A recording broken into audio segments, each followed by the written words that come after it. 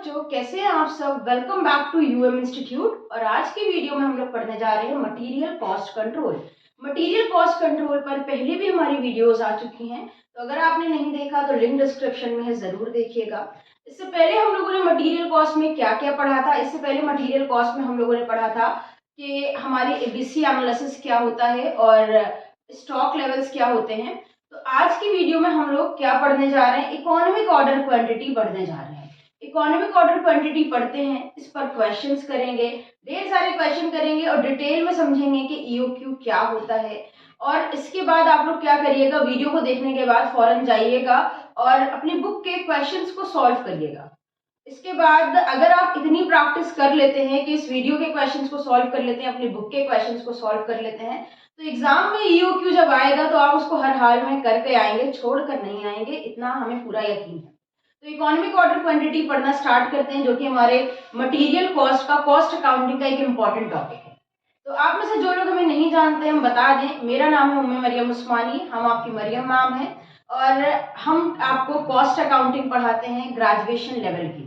तो अगर आपने अभी तक इस चैनल को सब्सक्राइब नहीं किया है तो सब्सक्राइब कर दीजिए, बेल आइकन दबा दीजिएगा ताकि वीडियोस आपको मिलती रहें, और इंस्टाग्राम पे अगर फॉलो नहीं किया है तो हमें फॉलो कर लीजिएगा। स्टार्ट करते हैं इकोनॉमिक ऑर्डर क्वांटिटी। देखिए यहाँ पर कह रहे हैं फर्स्ट पॉइंट में, EOQ is that size of the order, that size of order which gives maximum economy in purchasing any material. EOQ किसी भी मटेरियल का वो साइज होता है, किसी भी फैक्ट्री में जब मटेरियल का ऑर्डर दिया जाता है, मटेरियल परचेज किया जाता है, तो वो साइज होता है परचेज करने का जहां पर हमें मैक्सिमम इकोनॉमी मिल सके, यानी ज्यादा से ज्यादा फायदा मिल सके। ठीक है, जैसे अगर मान ले हमारी फैक्ट्री है, वहां पे जूते बनते हैं और तो जूते बनाने के लिए किस चीज की जरूरत होगी, लेदर की जरूरत होगी। तो लेदर हमारा मटेरियल हो गया। अब हम कितनी क्वांटिटी लेदर की खरीदें कि उसको परचेज करने में हमें ज्यादा से ज्यादा फायदे मिल सके। ठीक, सेकेंड पॉइंट में कह रहे हैं EOQ contributes towards maintaining the material at the optimum level and at minimum cost। यानी इकोनॉमिक ऑर्डर क्वांटिटी वो क्वांटिटी होती है किसी भी ऑर्डर की, या वो क्वांटिटी होती है जहां पर हमें हमारा जो परचेज हम कर रहे हैं वो ऑप्टिमम लेवल पर भी हो और उसकी कॉस्ट भी मिनिमम हो। यानी जब हम मटेरियल खरीद रहे हैं तो इतनी क्वांटिटी पे परचेज करें कि मेरी फैक्ट्री में यूज भी हो जाए, ना कम पड़े, ना ज्यादा, ना अंडर स्टॉकिंग हो, ना ओवर स्टॉकिंग हो, और हमें मिनिमम से मिनिमम कॉस्ट पर पड़ जाए वो मटेरियल। उस साइज को हम कहते हैं, उस क्वांटिटी को कहते हैं इकोनॉमिक ऑर्डर क्वांटिटी या reorder quantity. Then third point में कह रहे हैं, while fixing EOQ two types of cost should be taken into consideration। जब हम इकोनॉमिक ऑर्डर क्वांटिटी निकाल रहे होंगे तो वहां पर हमें दो तरह की कॉस्ट का ध्यान रखना है। Number one is ordering cost and number two is carrying cost. अब पहले समझते हैं कि ये ऑर्डरिंग कॉस्ट क्या होती है। तो देखिए कह रहे हैं, cost of placing an order, एक ऑर्डर देने पे जो पैसा मेरा खर्च हो रहा है उसे हम कहते हैं ऑर्डरिंग कॉस्ट। ऑर्डरिंग कॉस्ट के अंदर क्या क्या आ जाता है बेटा, जब हम ऑर्डर देने जाते हैं ना तो वहां पर हमारा परचेज डिपार्टमेंट होता है जो ये कैलकुलेट कर रहा होता है कि हमें कितनी क्वांटिटी का ऑर्डर देना है। इंस्पेक्शन के ऑफिसर्स बैठे होते हैं, हमारा स्टाफ बैठा होता है परचेजिंग डिपार्टमेंट में, उसके लिए हमें स्टेशनरी की जरूरत होती है, इलेक्ट्रिसिटी की जरूरत होती है, पोस्टेज की जरूरत होती है, वो सप्लायर को लेटर लिखे, कॉल करे। तो ये सारे खर्चे जो परचेज डिपार्टमेंट में हमारी EOQ यानी हमारी क्वांटिटी को ऑर्डर करने से रिलेटेड जितने भी खर्चे हो रहे हैं एक ऑर्डर पर, उसे हम कहते हैं ऑर्डरिंग कॉस्ट। तो एक ऑर्डर देने पर जो पैसा हमने खर्च किया उसे क्या कहेंगे, ऑर्डरिंग कॉस्ट कहेंगे। सेकेंड एलिमेंट है हमारा carrying cost, cost of holding the material in the store. Material को स्टोर में रखने के लिए जितना पैसा हम खर्च करते हैं उसे हम कहते हैं कैरिंग कॉस्ट। कैरिंग कॉस्ट को होल्डिंग कॉस्ट भी कह सकते हैं। कैरिंग कॉस्ट के अंदर क्या आता है, जब सप्लायर से हम मटेरियल लेकर आते हैं तो उसे स्टोर में लाकर रखते हैं। तो स्टोर में मटेरियल जब रखता है तो हो सकता है वो स्टोर हमने किराए पर लिया हो तो हमें रेंट देना पड़ेगा, हो सकता है हमने स्टोर लोन लेके खरीदा हो तो हमें इंटरेस्ट देना पड़ेगा, हो सकता है कि वो स्टोर में हमारे सही से इंतजाम ना हो तो हमें रैक्स बनवानी पड़ेंगी अपने मटेरियल को रखने के लिए, तो रैक्स पे पैसा खर्च होगा। हो सकता है कि वहां पे पानी भर जाता हो तो हमें मटेरियल को खराब होने से बचाने के बंदोबस्त करने होंगे, उस पर पैसा खर्च होगा। और साथ में मटेरियल को नुकसान से बचाने के लिए हमें उसका इंश्योरेंस कराना होगा, उसकी कॉस्ट आती है। तो मटेरियल को सही से रखने की जितनी भी कॉस्ट आती हैं, भले वो रेंट हो, इंटरेस्ट हो, इंश्योरेंस हो, ऑब्सोलेंस हो, वो सारी कॉस्ट हमारी कैरिंग कॉस्ट कहलाती है या होल्डिंग कॉस्ट कहलाती है। तो मटेरियल को स्टोर में रखने की जो कॉस्ट होती है उसे हम होल्डिंग कॉस्ट या कैरिंग कॉस्ट कहते हैं। तो इकोनॉमिक ऑर्डर क्वांटिटी समझ में आ गया। अब हम क्या करते हैं, इस पर प्रैक्टिकल क्वेश्चन सॉल्व करते हैं। तो देखिए ईओक्यू कैलकुलेट करने का फॉर्मूला क्या होता है। जब आप इकोनॉमिक ऑर्डर क्वांटिटी निकालेंगे तो अलग अलग बुक में अलग अलग वर्ड्स को यहाँ पर लिया जाएगा, बट फॉर्मूला देखिए क्या होता है। पहले रूट होता है, then 2 into A into O divided by C. अब ये जो ए है ये हो सकता है किसी बुक में आपको बी लेट कर लें, हो सकता है किसी बुक में इसको ओ को सी लेट किया हुआ हो, तो यहाँ पर उससे फर्क नहीं पड़ता है, फॉर्मूला सेम रहेगा 2 इंटू ए इंटू ओ। अब ए हमने कहाँ से लिया है, देखिए ए का मतलब होता है एनुअल डिमांड। ए का मतलब क्या होता है, एनुअल डिमांड या एनुअल कंजम्पशन या एनुअल यूसेज। तो एक साल के अंदर आपकी फैक्ट्री में जितना मटेरियल यूज हो रहा है उसे कहते हैं एनुअल डिमांड, एनुअल कंजम्पशन या एनुअल यूसेज। तो यहाँ पर एनुअल का हमने ए ले लिया है, ठीक है। तो सब पहली जगह पर सबसे पहले आपको 2 का मल्टीप्लाई ए से यानी एनुअल डिमांड से ही करना है। अब वो आप पे डिपेंड करता है, हमने एनुअल डिमांड का ए ले लिया है, आप उसे कुछ भी लेट कर सकते हैं, एक्स वाई कुछ भी। फिर आपका ए के बाद क्या आ रहा है, ओ। ओ का मतलब होता है ऑर्डरिंग कॉस्ट पर ऑर्डर, यानी एक ऑर्डर की जो कॉस्ट आ रही है उसे हम क्या कहते हैं, ओ कहते हैं। तो हमने यहाँ पर ऑर्डरिंग कॉस्ट का ओ फर्स्ट वर्ड ले लिया। तो डिवाइड में आ रहा है सी। सी का मतलब होता है carrying cost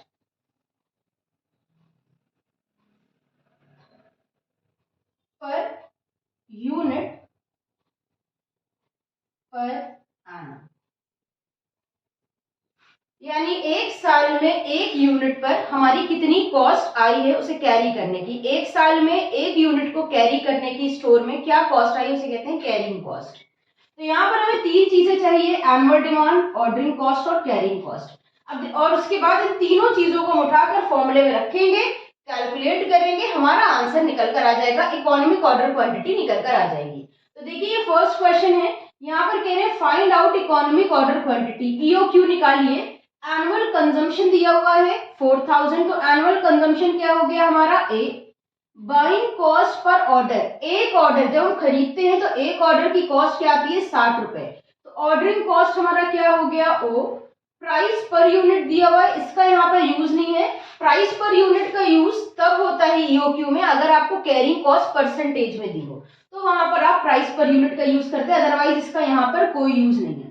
storage cost and carrying cost कितनी है 3 रुपीज, तो ये जो कैरिंग कॉस्ट है ये हो गया हमारा सी। तो चलिए कैलकुलेट करते हैं इकोनॉमिक ऑर्डर क्वांटिटी।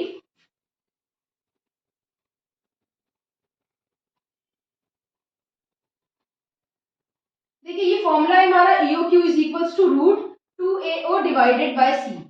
रूट बनाएंगे 2 इंटू ए की प्लेस पर हम एनुअल डिमांड रखेंगे 4000 यूनिट्स, ओ की प्लेस पर हम ऑर्डरिंग कॉस्ट रखेंगे, ओ हमारा ऑर्डरिंग कॉस्ट है 60, डिवाइड दे देंगे सी की प्लेस पर कैरिंग कॉस्ट रखना है 3। इसे सॉल्व कर लेते हैं। तो चलिए कैलकुलेटर उठाइए और इसे सॉल्व करिए। 2 मल्टीप्लाई बाय 4000 मल्टीप्लाई बाय 60, इन तीनों का हमने मल्टीप्लाई किया और डिवाइड दे दिया 3 से, आंसर आ गया हमारा 1,60,000 इसे सॉल्व करने पर। अब हम रूट दबा देंगे, तो इसका रूट जब कैलकुलेट करेंगे आ गया है 400, आगे लगा देंगे यूनिट्स। अगर क्वेश्चन में यहाँ पर एनुअल डिमांड में यूनिट्स दिया है तो आंसर में भी हम यूनिट्स लिख देंगे। ये हमारा इकोनॉमिक ऑर्डर क्वांटिटी निकल कर आ गया, ठीक है। तो ये समझ में आया आप लोगों को, इकोनॉमिक ऑर्डर क्वांटिटी फर्स्ट हो गया। अगर कोई दिक्कत है समझने में तो कमेंट में बता दीजिएगा। देन सेकंड क्वेश्चन करते हैं, थोड़े से चेंजेस इसमें किए सेकंड क्वेश्चन में। और किस तरह से क्वेश्चन आ जाता है, यहाँ पर कह रहे हैं the annual demand for an item is 3200 units, यानी एक आइटम है उसकी एनुअल डिमांड कितनी है 3200, तो एनुअल डिमांड को हम क्या कहते हैं ए मिल गया हमें 3200 यूनिट्स, ठीक है, ये हमें ए मिल गया। उसके बाद the unit cost is 6 rupees, unit cost क्या होती है, हम एक यूनिट कितने की खरीदते हैं उसे कहते हैं यूनिट कॉस्ट। जैसे यहाँ पर इस क्वेश्चन में प्राइस पर यूनिट दिया हुआ था, वैसे यहाँ पर कॉस्ट पर यूनिट के नाम से दिया हुआ है। तो इसका यूज हमने बताया था हम तब करते हैं जब हमें परसेंटेज में कैरिंग कॉस्ट दी होती है। तो आगे चलते हैं, देखते हैं अगर कैरिंग कॉस्ट परसेंटेज में दी होगी तो इसका यूज कर लेंगे हम लोग। फिर यूनिट कॉस्ट को भी रोकते हैं। Inventory carrying cost is 25%। देखिए यहाँ पर कैरिंग कॉस्ट हमें परसेंटेज में दी है, तो अब हम कैसे निकालेंगे, कैरिंग कॉस्ट कितनी है दी है 25%। तो ये जो परसेंटेज है इसे हम प्राइस पर यूनिट पर निकालते हैं। तो हमारी एक यूनिट की कॉस्ट है 6 रुपए, 6 रुपीज का 25% हम निकाल लेंगे, आ जाएगा 1.5। तो एक यूनिट कैरी करने की कॉस्ट आती है 1.5। फिर आगे दिया हुआ है the cost of an order is 150। एक ऑर्डर की कॉस्ट आती है 150, तो ऑर्डर की कॉस्ट हो गई 150। क्या निकालना है हमें, इकोनॉमिक ऑर्डर क्वांटिटी निकालना है और यहाँ पर नंबर ऑफ ऑर्डर निकालना है। तो सबसे पहले हम इकोनॉमिक ऑर्डर क्वांटिटी निकालते हैं, फिर नंबर ऑफ ऑर्डर्स की बात करते हैं। EOQ का हमारा फॉर्मूला क्या हो जाता है, root of 2 into A into O divided by C. 2 into A यानी एनुअल डिमांड हमारी कितनी है 3200 यूनिट्स, ओ मतलब ऑर्डरिंग कॉस्ट हमारी कितनी है 150, डिवाइड में हम सी रखेंगे, सी मतलब कैरिंग कॉस्ट हमारी आ गई है 1.5। कैलकुलेटर उठाते हैं और इसे सॉल्व कर लेते हैं। तो चलिए सॉल्व करते हैं। 2 इंटू 3200 इंटू 150 डिवाइडेड बाय 1.5, ये आ गया 6,40,000। 6,40,000। इसका रूट कैलकुलेट करेंगे, ये आ गया है 800, आगे लगा देंगे यूनिट्स। तो हमारा इकोनॉमिक ऑर्डर क्वांटिटी निकल कर आ गया है 800 यूनिट्स। अब जब EOQ निकल कर आ जाएगा, सेकंड पार्ट में हमें नंबर ऑफ ऑर्डर निकालने को दे रहे हैं कि एक साल में टोटल हम कितने ऑर्डर देंगे। इस स्टेप में हम नंबर ऑफ ऑर्डर्स निकालते हैं। नंबर ऑफ ऑर्डर्स निकालने के लिए जो हमारी एनुअल डिमांड है, एनुअल डिमांड या एनुअल कंजम्पशन, उसमें हम डिवाइड दे देंगे इकोनॉमिक ऑर्डर क्वांटिटी से। एनुअल डिमांड हमारी कितनी है 3200 यूनिट्स है, यानी एक साल में 3200 यूनिट्स की हम ऑर्डर देते हैं, ये हमें जरूरत होती है। और EOQ है हमारा 800 यूनिट्स, यानी एक बार में हमें 800 यूनिट का ऑर्डर देना है। सॉल्व कर लेते हैं, 2 0 से 2 0 कैंसिल, 8 1 जा 8, 8 4 जा 32, बचा 4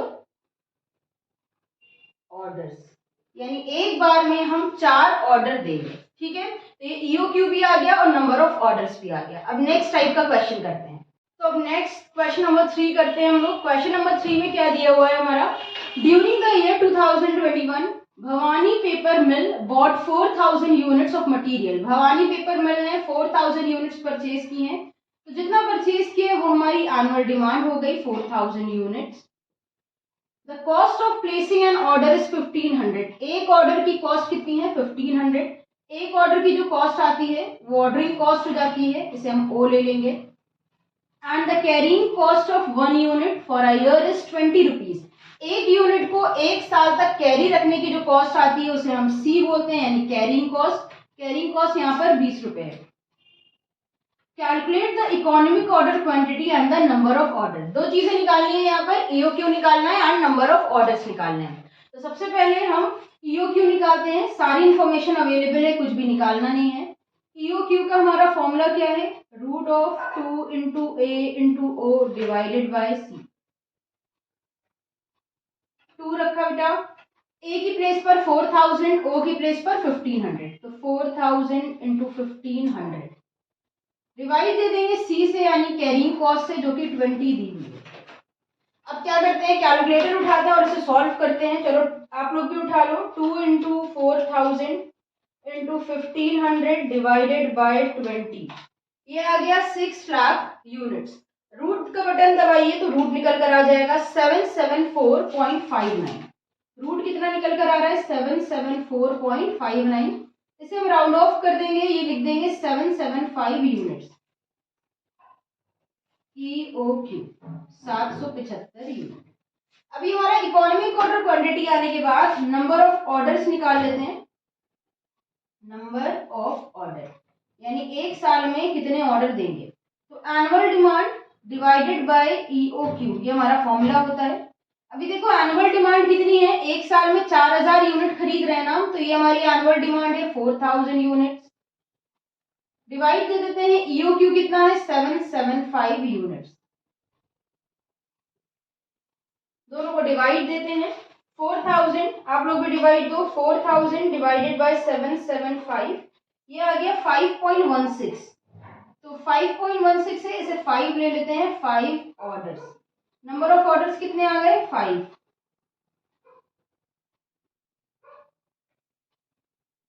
ठीक है, तो ये हम लोगों ने क्या करा, हम लोगों ने EOQ and number of orders दोनों चीजें निकाली। नेक्स्ट क्वेश्चन नंबर 4 करते हैं, थोड़ा सा डिफरेंट है, परसेंटेज बेसिस पर है, तो ध्यान से समझ लेते हैं। यहाँ पर क्वेश्चन नंबर 4 में कह रहे हैं calculate economic order quantity and the number of orders. फिर से दोनों चीजें निकालनी है, EOQ निकालना है, नंबर ऑफ ऑर्डर निकालना है। एनुअल डिमांड दी हुई है 5000 यूनिट्स, यूनिट प्राइस दी है 20 रुपीज। यूनिट प्राइस का यूज तब करते हैं जब आपको कैरिंग कॉस्ट परसेंटेज में दी हो। अब उसके बाद ऑर्डरिंग कॉस्ट दी है 16 पर ऑर्डर, और देखिए यहाँ पर कैरिंग कॉस्ट के लिए हमें स्टोरेज रेट दिया है 2%, इंटरेस्ट रेट दिया है 12% और ऑब्सोलेंस रेट दिया है 6%। तो अभी जब स्टार्टिंग की थी हम लोगों ने EOQ समझ रहे थे, तो हमने बताया था कि कैरिंग कॉस्ट में स्टोर पे मटेरियल कैरी करके रखने की जो कॉस्ट होती है, उसको मेंटेन करने की जो कॉस्ट होती है, वो सारी चीजें आती हैं। तो इसके अंदर हमारी storage cost, interest rate, obsolescence rate, insurance, ये सारी चीजें आ जाती हैं। तो ये सारी चीजें यहाँ पर दी हुई हैं, हम इनको क्या करेंगे, इन्हें हम प्लस करेंगे, प्लस करके यूनिट प्राइस से कैलकुलेट करेंगे तो मेरी कैरिंग कॉस्ट आएगी। तो चलो कैरिंग कॉस्ट सबसे पहले निकालेंगे। यहाँ पर हमारा फर्स्ट स्टेप सॉल्यूशन का होगा कैरिंग कॉस्ट निकालना। तो कैरिंग कॉस्ट आप कैसे निकालोगे, सबसे पहले ये जो परसेंटेज दी है ना, इन तीनों को करेंगे plus, storage rate, interest rate, obsolescence rate, इसके अलावा कैरी करके रखने का जो भी रेट दिया होगा उनको आप प्लस करोगे, और परसेंटेज किस पे निकालोगे, यूनिट प्राइस पर निकालोगे। ठीक, तो स्टोरेज रेट है हमारा 2%, इंटरेस्ट रेट देखिए 12% और ऑब्सोलेंस रेट दिया हुआ है 6%। तीनों को प्लस किया और मल्टीप्लाई किससे करना है, यूनिट प्राइस से। तो यूनिट प्राइस हमारी 20 रुपीज दी हुई है, तो 20 रुपए पे निकालेंगे। प्लस करते हैं, 2 + 12 14, 14 + 6 20%। 20 रुपए का 20% निकाल देंगे, ये आ जाएगा 4 रुपए, कैरिंग कॉस्ट आ गई। ठीक है, तो कैरिंग कॉस्ट निकाल ली। अब क्या करते हैं, EOQ निकालते हैं। तो सेकेंड स्टेप में हम EOQ निकालेंगे। फॉर्मूला अब तक याद हो गया होगा, 2 × A × O divided by C, 2AO divided by C। Root बनाया, 2 रखा, A की प्लेस पर एनुअल डिमांड कितना है 5000। उसके बाद O है, O मतलब ऑर्डरिंग कॉस्ट, और ऑर्डरिंग कॉस्ट दी हुई है 16, और डिवाइड दे देंगे कैरिंग कॉस्ट से, जो कि हम लोगों ने अभी अभी निकाली है 4। अब चलिए फटाफट कैलकुलेटर का यूज करते हैं। 2 × 5000 × 16 डिवाइडेड बाय 4, ये निकल कर आ गया 40,000। रूट दबा देते हैं, आ गया 200। तो 200 यूनिट्स यहाँ पर हमारा इकोनॉमिक ऑर्डर क्वांटिटी आ गया, 200 यूनिट्स। ठीक है, तो 200 यूनिट हमने EOQ निकाल लिया।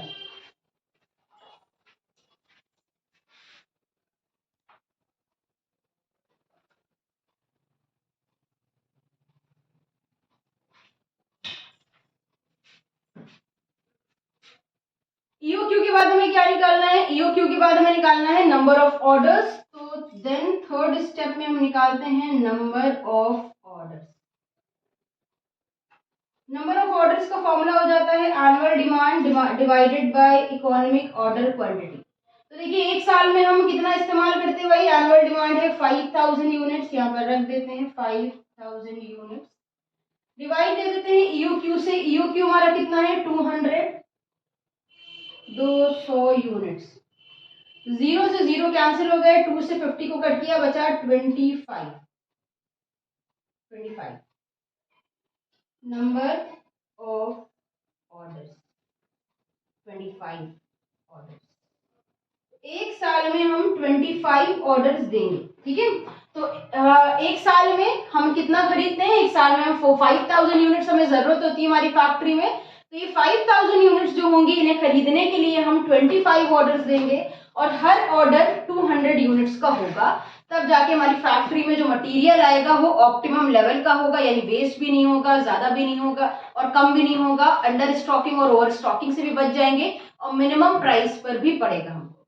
तो उम्मीद है आज की वीडियो आपको पसंद आई होगी। नेक्स्ट वीडियो हम लोग बनाएंगे, जो नेक्स्ट वीडियो हमारी होगी वो आपको हम टोटल कॉस्ट ऑफ इन्वेंट्री निकालना सिखाएंगे, तो जरूर देखिएगा। आज की वीडियो अगर पसंद आई है तो इसे लाइक करिए और अपने सभी फ्रेंड्स के साथ शेयर कर दीजिए। फिर मिलते हैं एक नई वीडियो के साथ। अगर आपने चैनल को सब्सक्राइब नहीं किया तो चैनल को सब्सक्राइब कर दीजिए। इंस्टाग्राम पे फॉलो नहीं किया तो फॉलो करिए उम्मे मरियम उस्मानी के नाम से। फिर मिलते हैं एक नए वीडियो के साथ। हमारे साथ जुड़े रहने के लिए और वीडियोस को देखते रहने के लिए थैंक यू।